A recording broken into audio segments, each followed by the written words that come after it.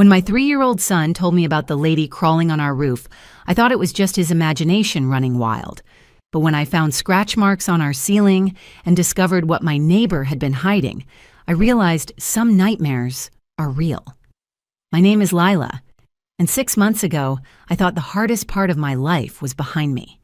I had just finalized my divorce from my ex-husband, Marcus, and I was finally free to start over with my son, Blaze. At 28, I felt like I was getting a second chance at life. I'm a registered nurse, and I had just switched from night shifts to day shifts so I could be home with Blaze every evening. We moved into this cute little rental house on Maple Street in suburban Ohio, and for the first time in years, I felt hopeful about our future. Blaze is my everything. He's 3 years old with these incredible bright green eyes and the most infectious laugh you've ever heard. He's always been imaginative, the kind of kid who sees magic in everything around him. After the divorce and the move, he started having some trouble sleeping, but I figured that was normal for a toddler adjusting to so much change. He would lie in his little bed and stare at the ceiling for what felt like hours before finally drifting off. I thought it was just his way of processing everything that had happened. Our house sits right between two other homes. On one side, we have the sweetest elderly couple, Mr. and Mrs. Castillo, who always wave when we're playing in the yard. On the other side lives a woman named Veda, probably in her 50s, who keeps to herself but seems nice enough. She always gives Blaze a shy smile when she sees him, though she never really stops to chat. I thought we were finally settling into our new normal. I had no idea that our quiet little street was about to become the setting for the most terrifying experience of my life. I had no idea that sometimes when children talk about monsters and strange visitors, they're not just using their imagination. Sometimes they're trying to warn us about something very real and very dangerous, lurking just above our heads. Our little house on Maple Street became our sanctuary after everything fell apart with Marcus. It's a 2-bedroom rental with white siding and blue shutters, the kind of place that looks like it belongs in a children's book. The front porch has just enough space for 2 chairs and a small table where Blaze and I eat popsicles on hot afternoons. When we first walked through the front door, Blaze ran straight to the living room window and pressed his nose against the glass, watching a squirrel chase its tail in our tiny front yard. That's when I knew this place could be home. The layout is simple and perfect for us. The living room flows into a small kitchen where I can keep an eye on Blaze while I cook dinner. His bedroom is right next to mine, close enough that I can hear him if he needs me during the night. I painted his room a soft blue and hung glow-in-the-dark stars on the ceiling. He loves those stars. Every night he points to them and makes up stories about space adventures and rocket ships. Moving here was my chance to prove I could do this on my own. After 2 years of Marcus telling me I was too emotional, too scattered, too much of everything, I needed to show myself that I was capable. The nursing job at Ohio Valley Medical Center was exactly what I needed. Switching to day shifts meant I could pick Blaze up from daycare at Mrs. Peterson's house every afternoon and actually be present for bedtime stories and morning cartoons. Our routine became sacred to me. I'd get home around 4:30 and Blaze would run to me with paint on his fingers or glitter in his hair from whatever craft project Mrs. Peterson had planned that day. We'd make dinner together, him standing on his little step stool at the counter, helping me stir or measure ingredients. Bath time was always an adventure, with bubbles everywhere, and at least 3 different toy boats sailing across the tub. Then came story time, usually involving at least 2 books and Blaze's running commentary about the pictures. But it was after story time that I started noticing something different about Blaze. Instead of curling up with his stuffed elephant and falling asleep like he used to, he would lie on his back and stare straight up at the ceiling. Not at the glow-in-the-dark stars, but at the plain white space between them. His green eyes would be wide open, unblinking, like he was watching something I couldn't see. The first few times, I assumed he was just adjusting to the new room. Kids do weird things when they're processing change, and we'd been through plenty of that. When I'd ask him what he was looking at, he'd just shrug and say, "Nothing, Mommy." But his voice always sounded strange when he said it, like he was keeping a secret. The staring sessions started lasting longer. 20 minutes, then 30, then sometimes almost an hour. I'd sit in the rocking chair next to his bed, watching him watch the ceiling, wondering what was going through his little mind. Sometimes his lips would move slightly, like he was having a conversation with someone, but no sound would come out. When I'd lean closer to listen, he'd suddenly turn to me and smile his normal, bright smile, as if nothing unusual had been happening. During the day, Blaze seemed completely normal. He played with his toy cars, watched his favorite cartoons, and chattered non-stop about everything he saw. He made friends with the neighborhood cat, an orange tabby that belonged to the Castillos, and would spend ages sitting on our front steps trying to coax it over with treats. Mrs. Castillo would wave from her garden and call out little bits of encouragement in Spanish, which always made Blaze giggle. Veda from next door was more of a mystery. I'd see her coming and going, usually in the early morning or late evening. She dressed simply, always in dark colors, and kept her graying hair pulled back in a tight bun. Sometimes I'd catch her watching Blaze play in our yard, and when our eyes met, she'd quickly look away and hurry inside. I figured she was just shy, maybe lonely. I kept meaning to introduce myself properly, maybe bring over some cookies or invite her for coffee, but between work and getting settled, I never seemed to find the right moment. I thought we were building something beautiful in that little house. I thought the hardest part of starting over was behind us. I had no idea that above our heads, in the space between our ceiling and the roof, something was beginning to stir. I had no idea that Blaze's ceiling staring wasn't a phase or a coping mechanism. He was keeping watch, and soon I would understand exactly what he'd been seeing up there in the darkness above us. The first time I found Blaze standing in his crib at 3 a.m, staring at the ceiling without blinking, my heart nearly stopped. I had woken up to use the bathroom when I heard a soft thudding sound coming from his room. When I pushed open his door, expecting to find him tossing and turning in his sleep, I instead saw my son standing perfectly still, his little hands gripping the crib rail, his eyes fixed on a spot directly above his bed. "Blaze, honey, what are you doing awake?" I whispered, moving closer to him. He didn't turn to look at me, didn't even acknowledge that I was there. His breathing was slow and steady, but his eyes were wide and alert, tracking something across the ceiling that I couldn't see. "The lady who crawls on the roof," he said in a voice so matter-of-fact it sent chills down my spine. "She has long hair and she scratches." I followed his gaze upward, scanning the white ceiling for anything unusual. All I saw were his glow-in-the-dark stars and a small water stain near the corner that I'd been meaning to have the landlord fix. "What lady, sweetheart? There's nobody up there." "She's moving now," Blaze said, his head turning slightly to track whatever he thought he was seeing. "She's going to the other house." That's when I heard it. A soft scratching sound, like fingernails dragging across wood, moving slowly from one side of the ceiling to the other. The sound was faint but unmistakable, and it followed the exact path that Blaze's eyes had traced. My stomach dropped. That was definitely not my imagination. I scooped Blaze out of his crib and carried him to my bedroom, convincing myself that it had to be a raccoon or maybe a squirrel that had somehow gotten into the attic space. Old houses make strange noises, I told myself. There was a logical explanation for everything, but the sounds didn't stop. Over the next 3 nights, the scratching became a regular occurrence.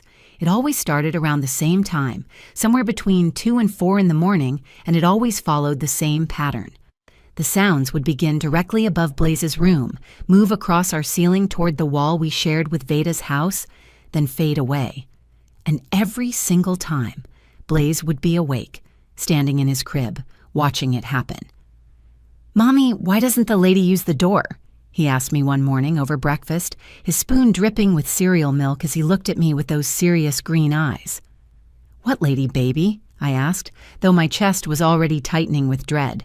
"The scratching lady. She wants to come inside, but she only knows how to use the ceiling. She told me." The hair on my arm stood up. "She told you? When did she tell you that?" "When you're sleeping, she talks to me through the ceiling. She says she's lonely." I called in sick to work that day and spent hours researching pest control companies, convinced that we had some kind of animal problem that was causing Blaze to have vivid dreams. But deep down, I knew what I was hearing wasn't an animal. The scratching was too deliberate, too rhythmic.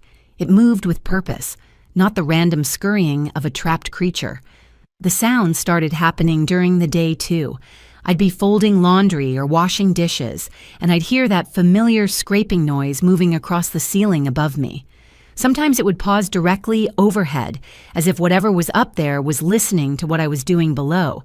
I started keeping Blaze closer to me during these episodes, and I noticed that he would always look up when the sounds began, like he was checking on an old friend. "She's sad, Mommy," he told me one afternoon while we were coloring at the kitchen table. The scratching had been going on for about 10 minutes, and Blaze had been glancing up periodically, like he was monitoring the situation. "Who's sad, honey?" "The ceiling lady. She cries sometimes. She wants to play with me, but she doesn't know how to come down." That night, I heard something that made my blood run cold. I was lying in bed listening to the now familiar scratching sounds when I heard a new noise, a soft tapping, like someone gently knocking on wood. The tapping was coming from directly above Blaze's room, and it had a pattern to it. 3 short taps, then 2 long ones, then 3 short taps again. I crept to Blaze's room and found him sitting up in his crib, looking at the ceiling with a concerned expression. "What's wrong with her tonight?" I whispered.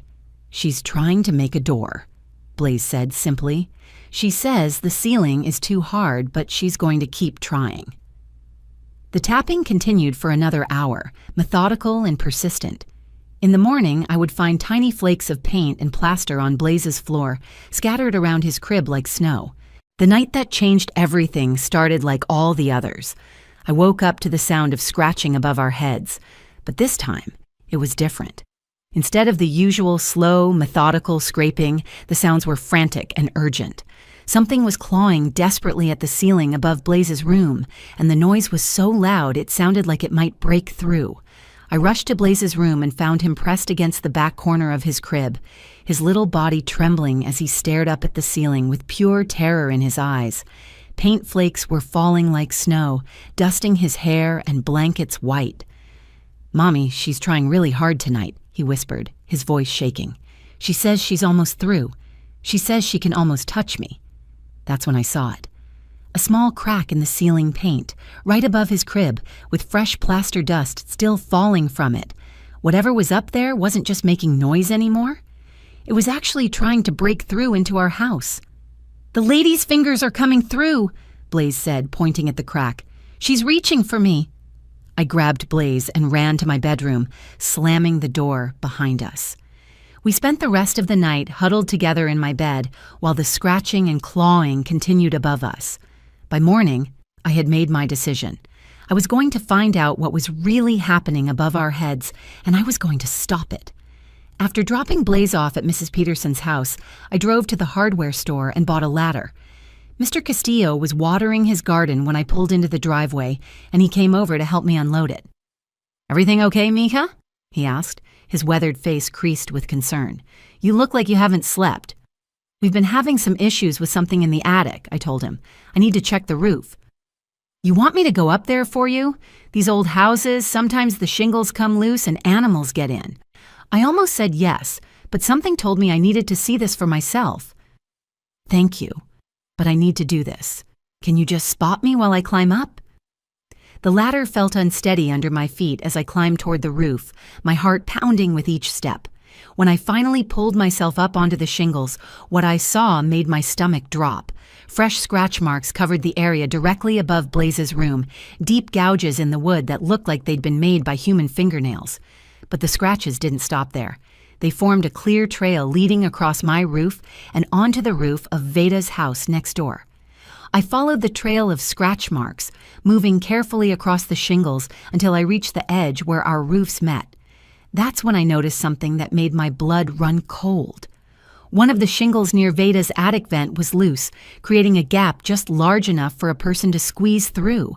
And there were more scratch marks around the opening, along with what looked like strands of long, dark hair caught on the rough edges. "Find what you were looking for," Mr. Castillo called up from below. I couldn't answer him. I was staring at evidence that someone had been crawling across our roof, someone who lived in the house right next to us, someone who had been trying to get into my son's room. That evening, after Blaze was safely in bed, I marched next door and knocked on Veda's front door. She answered after several minutes, her graying hair disheveled and her eyes darting nervously over my shoulder. "Lila, hello, is everything all right?" Her voice was strained, like she was trying very hard to sound normal. "We need to talk about what's been happening on our roof," I said, keeping my voice steady despite the anger building in my chest. "I found the scratch marks, Veda. I know someone's been up there." Her face went completely white. "I don't know what you're talking about. My 3-year-old son has been telling me about a lady who crawls on the roof. He's been losing sleep, and now there's actual damage to my ceiling. I found the trail leading to your house." Veda's hands started shaking. She looked over my shoulder again, then quickly pulled me inside her house, closing the door behind us. Her living room was dark and cluttered, with newspapers stacked on every surface and thick curtains blocking out the streetlights. "You don't understand," she whispered, wrapping her arms around herself. "I've been trying to handle this on my own. I thought I could keep her contained." "Keep who contained?" "My daughter, Serafina." The name came out like a sob. "She's been sick for so long, and she refuses to take her medication. She thinks the children in the neighborhood can see her when no one else can. She thinks they're calling to her." My heart was racing. "Your daughter has been on my roof. She's been trying to get into my son's room." "She's not dangerous," Veda said quickly. "She's just confused. She lives up in my attic, and sometimes at night she gets restless. I thought if I just kept her away from people, if I just took care of her myself, nobody would get hurt." Nobody would get hurt? I couldn't keep the anger out of my voice anymore. "She's been terrorizing my child. She's been trying to break through our ceiling." "Please," Veda begged, tears streaming down her face.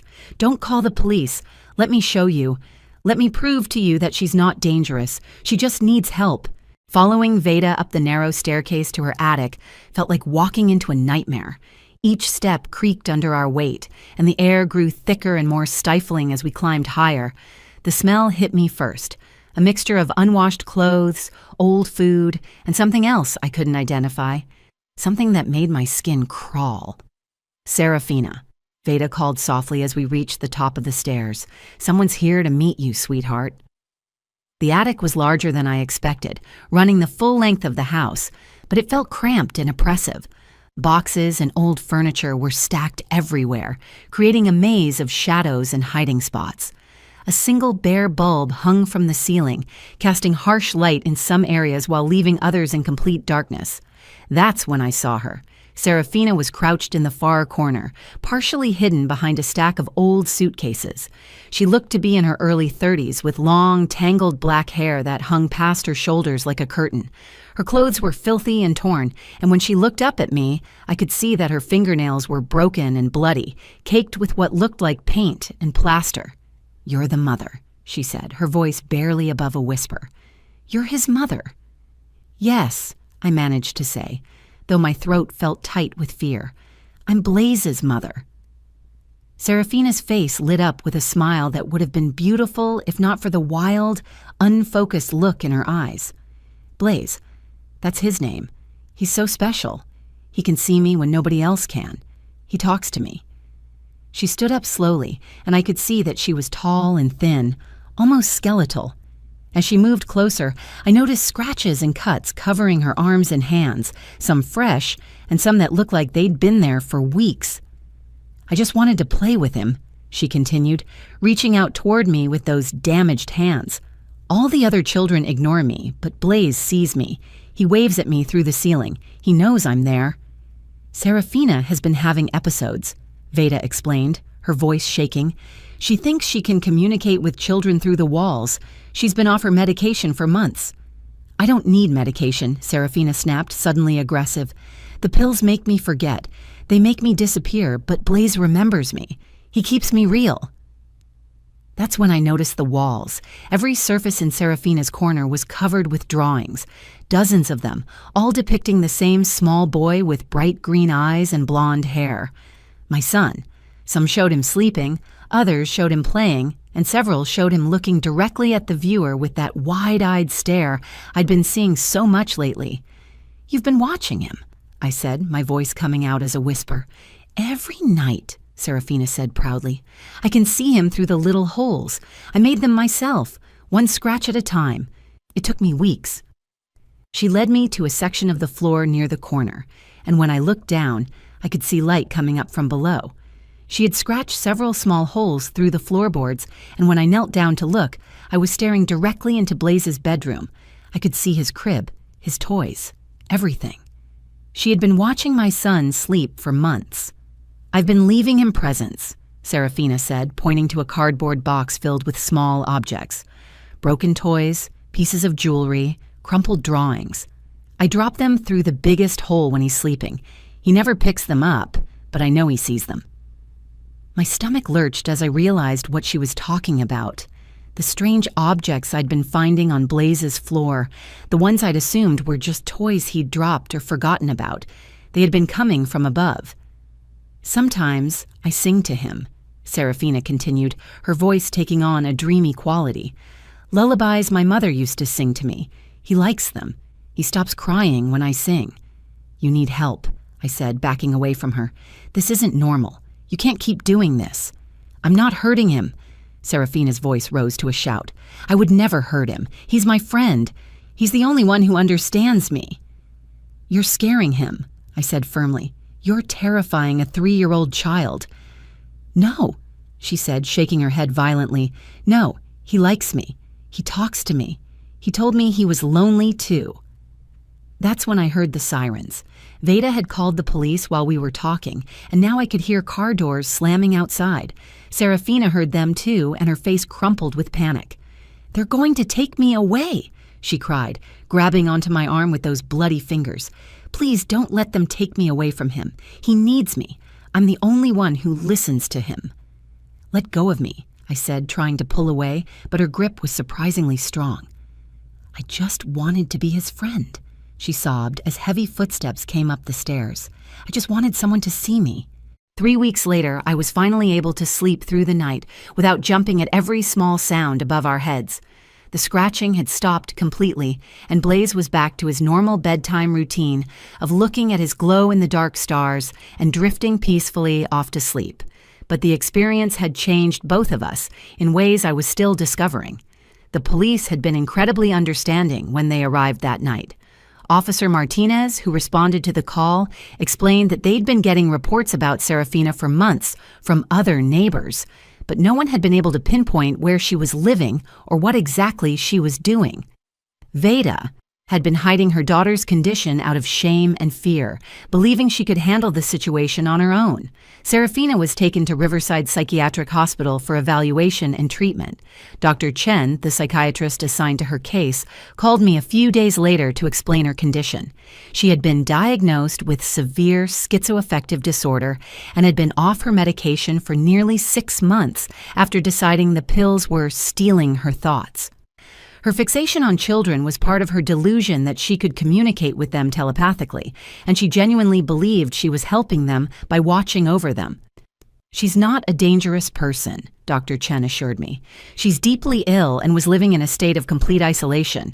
In her mind, your son was her only connection to the real world." The hardest part was explaining everything to Blaze. I sat him down one morning and told him that the lady who had been visiting our ceiling was very sick and needed doctors to help her feel better. His response surprised me. "Is she going to be okay, Mommy?" he asked, his little face serious with concern. "The doctors are going to take very good care of her," I promised him. "Good." She was really sad. I could hear her crying sometimes. That conversation made me realize how much my son had been carrying on his own. He had been trying to tell me about Serafina for weeks, but I had dismissed his concerns as imagination. I made a mental note to always take his worries seriously, no matter how unusual they might seem. Veda moved away 2 weeks after the incident. She came over the day before the moving truck arrived, her eyes red from crying, to apologize one more time. "I should have gotten her help years ago," she said. "I thought love would be enough. I thought if I just kept her safe and hidden, everything would work out." "Mental illness isn't something you can love away," I told her. "You did what you thought was best at the time. I hope someday you can forgive me for putting your family through this." I surprised myself by giving her a hug. I hope Serafina gets the help she needs. The experience sparked something unexpected in our neighborhood. Mrs. Castillo started a community support group that meets monthly at the local community center. We talk about mental health awareness, how to recognize when someone might be struggling, and resources available for families dealing with mental illness. The group has grown from just 3 of us to nearly 20 regular members. I also became more involved in mental health advocacy at work. I started volunteering with the psychiatric unit at the hospital, helping families understand their loved ones' conditions and navigate the treatment process. It's become one of the most rewarding parts of my job. Blaze still mentions Serafina occasionally. Last week, he asked if we could send her a get well card, so we made one together with crayon drawings of flowers and sunshine. Dr. Chen said she would make sure Serafina received it, though she wasn't sure if it would be appropriate for her to respond. The most important lesson I learned was to trust my child's instincts. When kids tell us about things that seem impossible or frightening, our first response shouldn't be to dismiss them. Sometimes what looks like imagination is actually a child's way of processing something very real and very serious. Our house feels safe again. We've repaired the ceiling, reinforced the attic access, and installed a security system that gives me peace of mind. But more than that, we've become closer as a family. Blaze knows he can tell me anything, no matter how strange it might sound, and I'll listen. Last night, as I was tucking him into bed, Blaze looked up at his newly painted ceiling and smiled. "The stars look brighter now, Mommy," he said. "They do, don't they?" I agreed, kissing his forehead. "And it's quiet up there, good quiet." "The best kind of quiet," I said. "Sometimes the most terrifying experiences teach us the most valuable lessons." We learned about compassion, community, and the importance of getting help when we need it. We learned that mental illness affects entire families and neighborhoods, not just the person who's suffering. And we learned that even in our darkest moments, there's always hope for healing and second chances. If this story resonated with you, please share it with others who might benefit from hearing about mental health awareness. Leave a comment below about your own experiences or thoughts, and don't forget to subscribe to our channel for more real-life stories that matter. Sometimes the most important conversations start with just one person brave enough to share their truth.